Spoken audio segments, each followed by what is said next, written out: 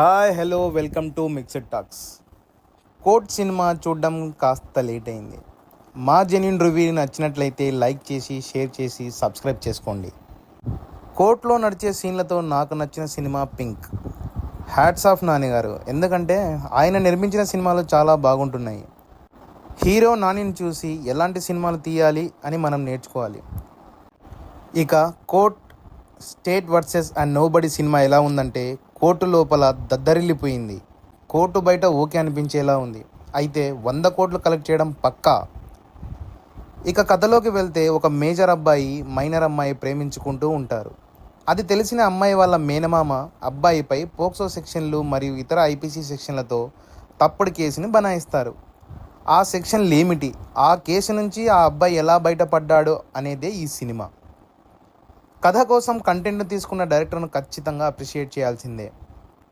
బలమైన కంటెంట్ మరియు narration, screen play బాగుంటే ఖచ్చితంగా సినిమాను ఆదరిస్తారని మరోసారి డైరెక్టర్ నిరూపించాడు.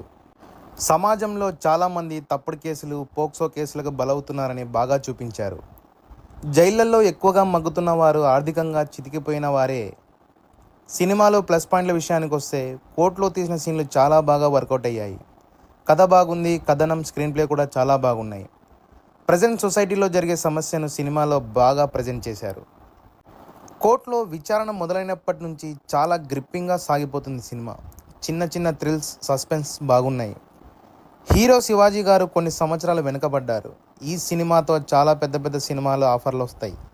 ఆ రేంజ్లో ఆయన విలన్గా యాక్టింగ్ దుమ్ము దులిపారు.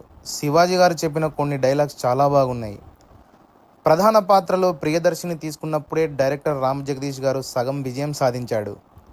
ఒక జూనియర్ లాయర్గా పెద్ద కేసును వాదించినప్పుడు ఎలాంటి ఎక్స్ప్రెషన్స్ ఇవ్వాలో అన్ని ఎక్స్ప్రెషన్స్ తోటి ఆయన యాక్ట్ చేయడం జరిగింది. ప్రియదర్శి గారిది one of the best performance అని చెప్పాలి. చందు పాత్ర చేసిన హర్ష్ రోషన్, జాబిల్లి పాత్ర చేసిన శ్రీదేవి అప్పల్లా తమ పాత్రలకు మేరకు బాగా నటించారు. హర్షవర్ధన్, సాయి కుమార్, రోహిణి, శుభలేఖ సుధాకర్ గారు ఇలా అందరూ బాగా నటించారు. కోర్టులో కేసు విచారణ మొదలైనప్పటి నుంచి బీజిఎం బాగుంటుంది. మ్యూజిక్ పరంగా సాంగ్స్ జస్ట్ ఓకే.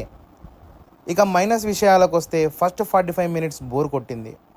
ఆ లవ్ ట్రాక్ బాగా లేకపోవడం వల్ల ల్యాగ్ అయిన ఫీలింగ్ వచ్చింది. ఫస్ట్ హాఫ్లో వచ్చే 2 సాంగ్స్ అనవసరం అనిపించింది. ఇక సినిమాకు నా రేటింగ్ 3.25. ఫస్ట్ హాఫ్ గ్రిప్పింగ్గా పెట్టి కాస్త ఎడిటింగ్ చేసి ఇంకొన్ని ఇంట్రెస్టింగ్ ఎలిమెంట్స్ జోడించి ఉంటే సినిమా ఇంకా బ్లాక్ బస్టర్ అయ్యేది.